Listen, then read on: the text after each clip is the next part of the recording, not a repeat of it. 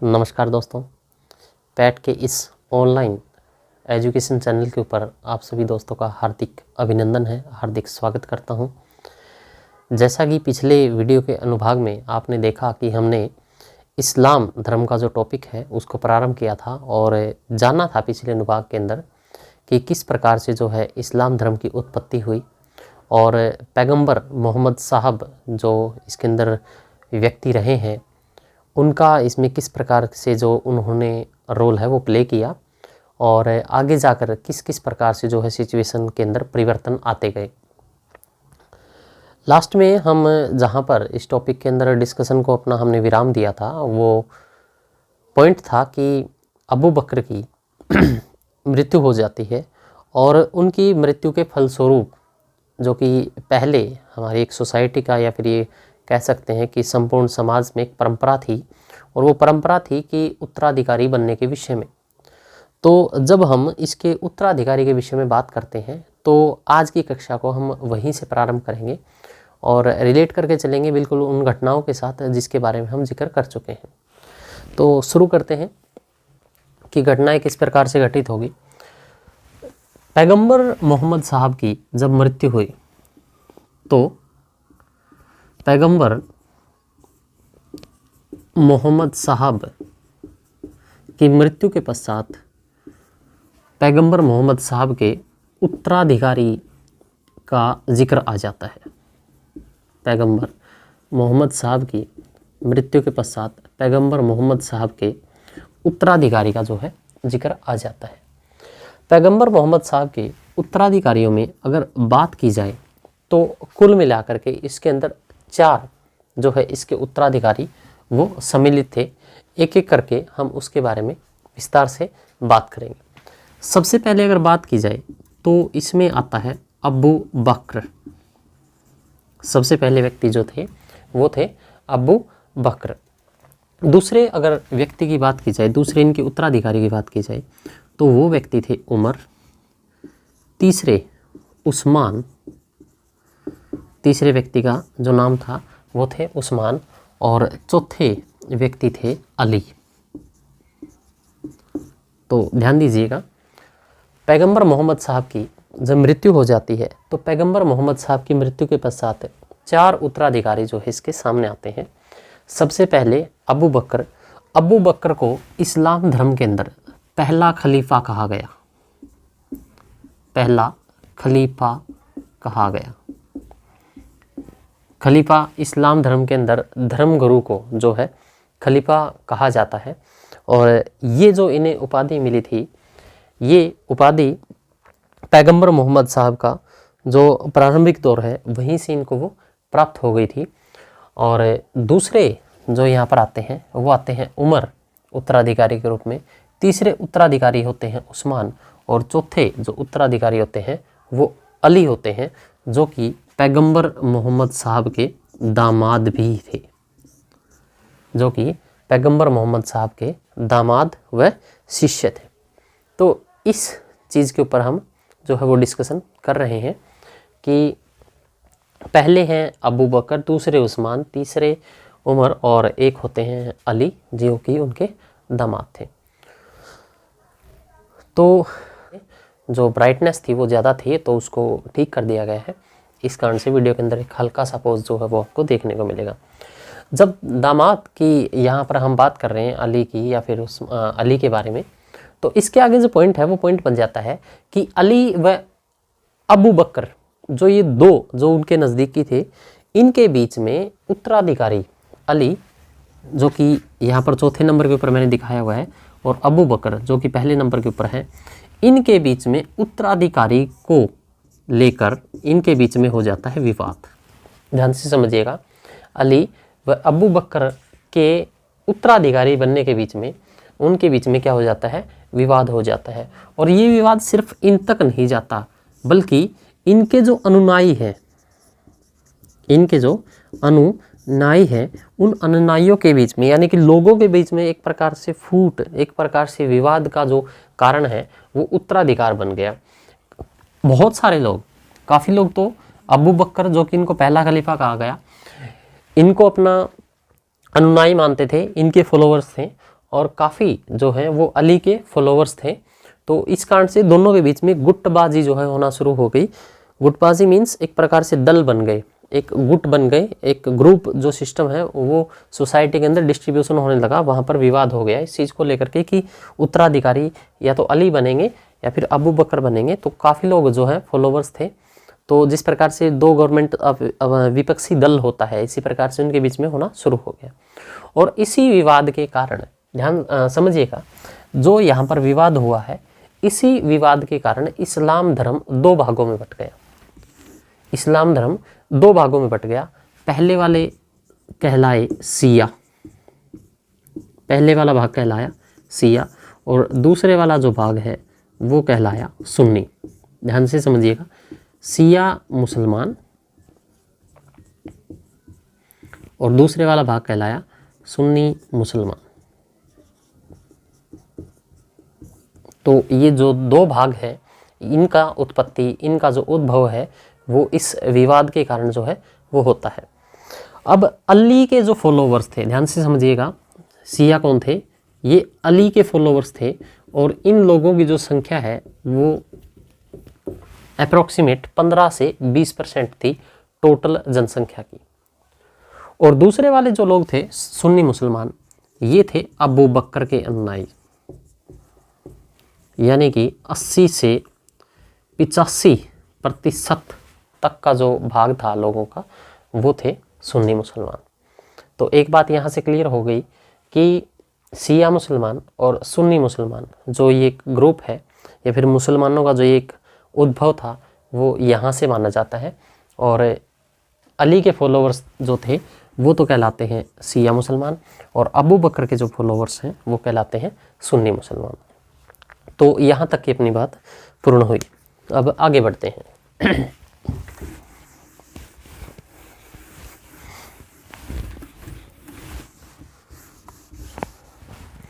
आगे अगर बात की जाए तो इसी दौरान शिया मुसलमानों के कहने से एक घटना घटित होती है कि शिया मुसलमानों के कहने से अबू बकर का नाती था एक, ध्यान से समझिएगा, शिया मुसलमानों के कहने से अबू बकर का एक नाती जो है वो हुसैन, जिसका नाम था, अबू बकर का एक नाती था, किसका? ध्यान से समझिएगा, जो अबू बकर था, अबू बकर का नाती, और ये कौन था?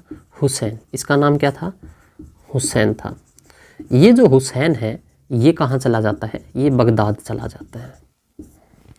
गौर से समझिएगा, अबू बकर का जो नाती था ये शिया मुसलमानों के कहने से कहाँ चला जाता है? बगदाद चला जाता है। और जो हुसैन बेटा था किसका? अली का। हुसैन किसका बेटा था? अली का बेटा था। और जहाँ पर ये चला गया यानी कि बगदाद, बगदाद में एक लड़ाई चल रही थी और वो लड़ाई थी करबला की लड़ाई, करबला की लड़ाई या करबला का युद्ध। इस करबला की लड़ाई में बगदाद में हुसैन जो कि अली का बेटा था वो मारा जाता है। इसकी क्या कर दी जाती है? वहाँ पर हत्या कर दी जाती है। समझिएगा, बड़ा अच्छा कंसेप्ट है, समझने वाली चीज़ है। अबू बकर का जो नाती था हुसैन, वो अली के द्वारा कहने पर बगदाद चला जाता है और बगदाद में करबला की लड़ाई में जो है हुसैन की क्या कर दी जाती है? हत्या कर दी जाती है। जब हुसैन की वहाँ पर हत्या कर दी जाती है तो हुसैन की हत्या जो है अब्बासी ने की थी। समझिएगा, दरअसल जो हुसैन की हत्या की थी वो हत्या किसने की थी? अब्बासी ने। जो हत्या करने वाला वहाँ का शासक था वो कौन था? अब्बासी था। यहाँ तक हमारी बात हुई। और इस हत्या का जो जिम्मेवार है, हुसैन की हत्या का जो जिम्मेवार है वो शिया मुसलमानों को माना जाता है। हत्या का जो जिम्मेवार है वो किसे माना जाता है? शिया मुसलमानों का इसका जिम्मेवार माना गया, क्योंकि उनके कहने से ही हुसैन बगदाद चला गया था। तो परिणाम स्वरूप दोनों में यानी कि शिया मुसलमानों में और सुन्नी मुसलमानों में क्या हो जाता है? एक प्रकार से दुश्मनी शुरू हो जाती है। इस बात को बड़े स्पष्ट शब्दों में मैं बता रहा हूँ कि हुसैन की मृत्यु के फलस्वरूप जो है लड़ाई शुरू हो जाती है, एक प्रकार से विवाद शुरू हो जाता है, और इस हत्या का जो जिम्मेवार है वो शिया मुसलमानों को माना जाता है, और दोनों के बीच में विवाद यानी कि लड़ाई जो है वो शुरू हो जाती है। इन दोनों के बीच में जो ये विवाद है वो इस हद तक बदल गया था, इस हद तक वो बढ़ गया था कि दोनों एक दूसरे के खून के प्यासे हो गए थे, यानी कि शिया मुसलमान और सुन्नी मुसलमान। फिर एक दौर आता है, एक मोड़ आता है कहानी में, और वो क्या होता है कि समय के साथ जब ये चीज़ काफ़ी ज़्यादा मतलब एक पीक पर पहुंच गई थी कि लड़ाई जो है वो कहीं ना कहीं एक खून के प्यासे वाली जो बात होती है भाई, एक दूसरे को देखकर बिल्कुल मार देने वाली कहानी हो गई थी। तो वहाँ पर इन दोनों के विवाद को सुलझाने के लिए, समझिएगा मेरी बात को, इन दोनों के बीच में शिया मुसलमान और सुन्नी मुसलमान, इन दोनों के बीच में जो विवाद होता है, इस विवाद को सुलझाने के लिए एक नया समुदाय आता है, एक नया समुदाय आता है, और वो समुदाय आता है सूफी। वो समुदाय क्या आता है? सूफी। जो मूवीज़ के अंदर यानी फिल्मों के अंदर जो हम कवाली सुनते हैं, जो हम सूफी म्यूज़िक सुनते हैं, इन सूफी समुदाय के द्वारा ही इस चीज़ का प्रारंभ किया गया था। बात को गौर से समझिएगा। जिस प्रकार की कवालियाँ हम सुनते हैं, जिस प्रकार के गीत हम सुनते हैं जो सूफी वे में होते हैं, सूफी संगीत जिसको हम कहते हैं, वो इस सूफी समुदाय के द्वारा जो है प्रारंभ किया गया था। ये लोग गा करके, नाच करके जो है इस प्रकार की प्रतिक्रिया अपनी व्यक्त करते थे। तो जो नया समुदाय बना, उसी नए समुदाय को क्या कहा गया? सूफी कहा गया। ये तो बात हुई यहाँ तक की। अब इन दोनों जो समुदाय थे, क्या एकदम से ये चीज़ काम कर जाएगी कि मतलब सूफी संतों के आते ही या फिर सूफी मुसलमानों के आते ही शिया और सुन्नी मुसलमान एकदम से मतलब मान जाएंगे, एक दूसरे से अपनी बातों को मतलब पहचान जाएंगे, एक दूसरे की गलतियों को स्वीकार कर लेंगे और उस चीज़ को लेकर कि मतलब एक तरह से समझौता हो जाएगा? जी नहीं, चीज़ें इतनी आसानी से मतलब इस प्रकार के घाव को भरा नहीं जा सकता। तो होता क्या है? होता ये है कि शिया मुसलमान और सुन्नी मुसलमान, समझिएगा कि जो शिया मुसलमान है और सुन्नी मुसलमान है, इन दोनों के बीच में ये जो लड़ाई है, इन दोनों के बीच की जो लड़ाई थी, वो लड़ाई चलती है 200 वर्ष। वो लड़ाई चलती है 200 वर्ष, करीब करीब 200 वर्ष। अप्रॉक्सीमेट की मैं बात मतलब एग्जैक्टली की मैं बात नहीं कर रहा भाई, जितना एक प्रकार से करेक्ट वे के अंदर मैं बोल दूँ, अबाउट, ठीक है, अप्रॉक्सीमेट की बात कर रहे हैं कि 200 वर्ष तक ये दुश्मनी जो है चली। अब कहते हैं कि हुसैन की मृत्यु के फलस्वरूप, समझिएगा मेरी बात को, हुसैन की जो मृत्यु हुई थी, उस मृत्यु के फलस्वरूप ही एक शोक दिवस बनाया जाता है। समझिएगा, हुसैन की जो मृत्यु हुई थी, हुसैन की मृत्यु के परिणाम स्वरूप क्या बनाया जाएगा? एक शोक दिवस बनाया जाता है। क्या बनाया गया? एक शोक दिवस बनाया गया। और इस शोक दिवस को जो नाम है, आजकल लोग खैर इसको त्यौहार के रूप में मनाते हैं, इस शोक दिवस को कहते हैं मुहर्रम। इस शोक दिवस को क्या कहते हैं? इस शोक दिवस को कहते हैं मुहर्रम। और जो मुहर्रम का त्यौहार है, इसको सिर्फ और सिर्फ कौन मनाते हैं? इसको सिर्फ और सिर्फ मनाते हैं कौन? शिया मुसलमान। इसको कौन मनाते हैं? सिर्फ और सिर्फ शिया मुसलमान ही जो है इसको शोक दिवस के रूप में मनाते हैं। ये बात हमने यहाँ से सीखी। तो आई थिंक ये वाला वर्ड विजिबल नहीं है, तो कोई बात नहीं, आप मेरी आवाज़ सुन सकते हैं। एक अच्छे श्रोता होने के नाते इन छोटी मोटी चीज़ों का आप ध्यान रख सकते हैं।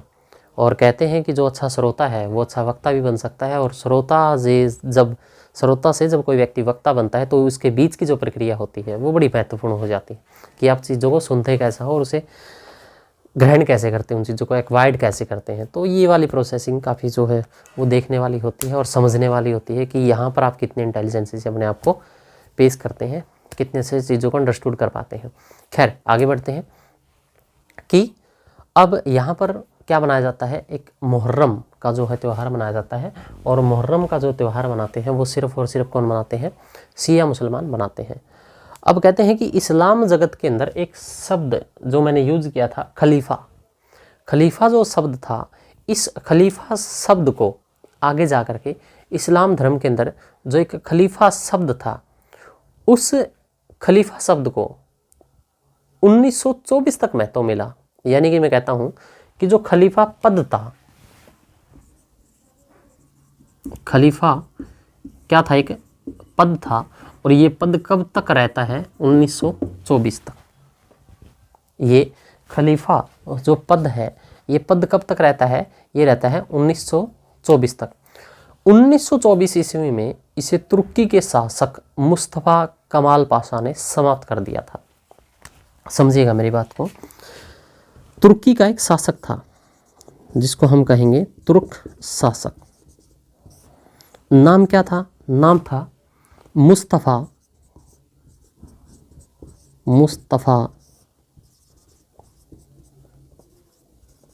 कमाल पाशा। इन्होंने क्या काम किया, इन्होंने जो खलीफा का पद था, खलीफा कौन होते हैं, धर्मगुरु होते हैं इस्लाम धर्म के अंदर। इस खलीफा पद को समाप्त करने का काम किया।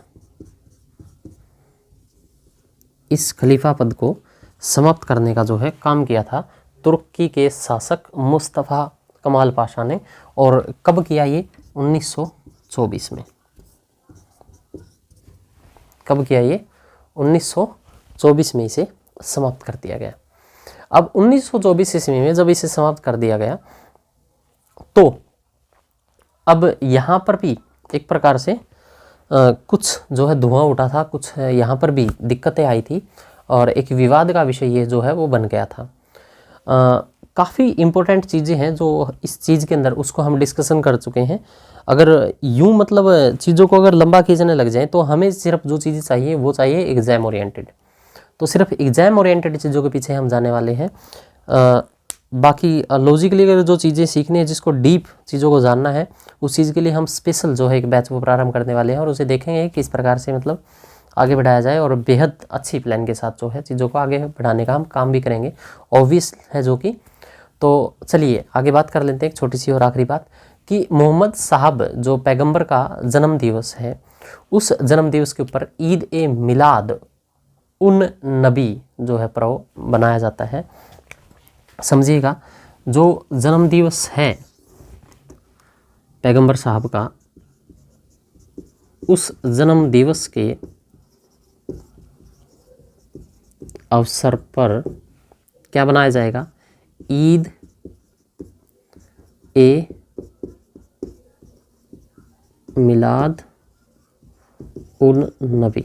ठीक है जी, ये जो है एक त्यौहार बनाया जाता है, ईद ए मिलाद उन नबी। ये जो है त्यौहार बनाया जाता है मुसलमानों के द्वारा। तो एक छोटा सा ओवरव्यू मैं आपको दे देता हूँ। ये जो कंसेप्ट मुस्लिम समुदाय के ऊपर जो हमने बनाया था, उसके उद्भव के ऊपर हमने बनाया था, ये पूर्ण हुआ हमारा। और एक छोटी सी ओवरव्यू की अब हम बात कर लेते हैं। हमने शुरू किया था कि इस्लाम धर्म का जो प्रारंभ है वो पैगंबर मोहम्मद साहब के द्वारा उसे प्रारंभ किया गया था। और पैगंबर मोहम्मद साहब ने एक गुफा के अंदर जो है अपनी तपस्या उन्होंने शुरू की थी। और उस तपस्या में के पश्चात उन्हें कहा गया कि जब वो बाहर निकले तो उनके हाथ में एक पवित्र पुस्तक थी और उस पुस्तक को उन्होंने नाम दिया कुरान। और उनके द्वारा स्पष्ट रूप से शब्दों का उल्लेख किया गया कि अल्लाह के फरिश्ते जिब्राइल ने उन्हें ये पुस्तक जो है वो पसंद की दी गई है, भेंट की गई है। और जिस गुफा के अंदर उन्होंने तपस्या की थी उस गुफा का नाम उन्होंने हीरा बताया। हीरा गुफा, हीरा केव उसको कहा गया। ये बात हुई यहाँ पर। इसके पश्चात जो ईसाइयों के कारण जो है उनका विरोध किया गया और वो मक्का से मदीना जो है वो चले गए और इसी यात्रा को हिजारत का जो है वो नाम दिया गया। इसके पश्चात 7वीं सदी का जो है प्रारंभ हो जाता है और 632 ईस्वी के अंदर पैगंबर मोहम्मद साहब की जो है मृत्यु हो जाती है। मृत्यु के परिणाम स्वरूप जो है आज हमने शुरू किया था कि किस प्रकार से उत्तराधिकारियों के विषय में एक विवाद शुरू हो जाता है। 4 इनके उत्तराधिकारी थे, जिसमें अबू बकर, उस्मान, अली इत्यादि को और उस्मान जो है ये चारों को सम्मिलित किया गया। अली और अबू बकर दोनों के बीच में विवाद हुआ, दोनों के अनुयायियों के बीच में विवाद हुआ और वहाँ से जो है शुरू हो गया एक विवाद। और इस विवाद की जो बात की गई हमने वो कहा कि लगभग 200 वर्ष तक जो ही विवाद लगातार चला। 200 वर्ष विवाद चलने के पश्चात के आसपास जो है एक नए समुदाय का उदय होता है और वो समुदाय था शिया मुसलमान। शिया मुसलमान जो है माफ़ कीजिएगा, सूफ़ी मुसलमान वहाँ पर आते हैं और सूफ़ी मुसलमानों के आने से इस चीज़ों के अंदर मतलब थोड़ा सा एक प्रेम भाव उनका उत्पन्न करने का जो है दोनों के बीच में उनका उद्देश्य रहता है और गा की जो है अपनी कवाली इत्यादि के द्वारा लोगों तक अपना वो संदेश पहुँचाते हैं। और आखिर में जाते जाते हमने पढ़ा कि हुसैन की जो है मृत्यु हो जाती है किसी कारण से। ये एक बड़ा विषय जो है बन जाता है उनकी 200 वर्ष की दुश्मनी का।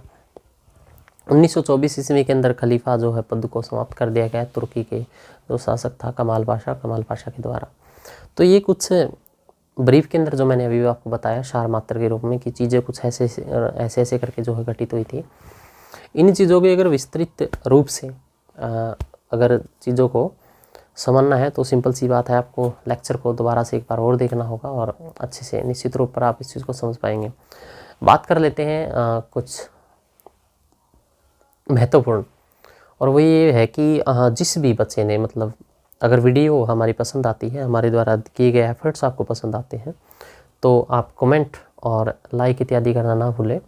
और जिस बच्चे ने मतलब चैनल को सब्सक्राइब नहीं किया है तो वो इस चैनल को सब्सक्राइब कर ले और आने वाले किसी प्रकार की नोटिफिकेशन से अवगत होने के लिए वो बेल आइकन को जो है प्रेस करना ना भूलें।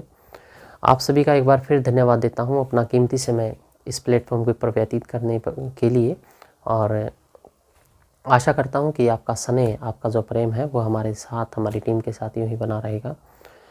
किसी प्रकार का सुझाव, किसी प्रकार की शिकायत या किसी प्रकार की अन्य जो है आपके विचारों को व्यक्त करने के लिए आप कमेंट के माध्यम से हमारे साथ जुड़ सकते हैं। बहुत जल्द ही आपको मतलब अन्य जो एक सोशल साइट्स की लिंक इत्यादि है वो प्रोवाइड करवा दिए जाएंगे और आपको अपने साथ जोड़ने के जो है भरसक प्रयास हमारे साथ हमारी तरफ से किए जाएंगे।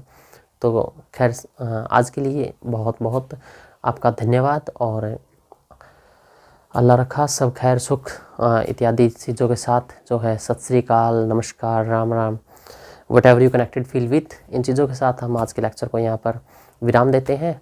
फिर इसके पश्चात एक नए टॉपिक के साथ हम आपके साथ फिर जुड़ेंगे। तब तक के लिए अनुमति दीजिए। धन्यवाद, नमस्कार।